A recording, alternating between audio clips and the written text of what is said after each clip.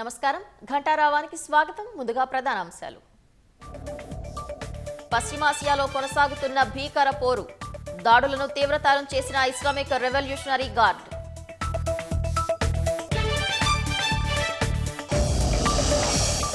యుద్ధంతో భారత్లో ఇంధన సంక్షోభం ఏర్పడిందన్న ప్రధాని, ఎదుర్కొనేందుకు 7 సాధికార బృందాలను ఏర్పాటు చేసినట్లు వెల్లడి. కేంద్రం తెలంగాణకు ఏమిచ్చిందో చెప్పాలన్న సీతక్క, ఒక్క ప్రాజెక్టుకైనా జాతీయ హోదా కల్పించారా అని ఎద్దేవా.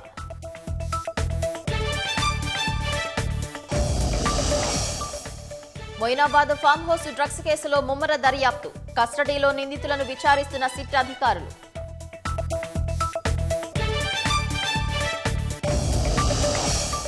ఏపీ ఉగ్రలింక్ కేసులో నిందితులకు రిమాండ్, వచ్చే నెల 6 వరకు విధించిన విజయవాడ కోర్టు.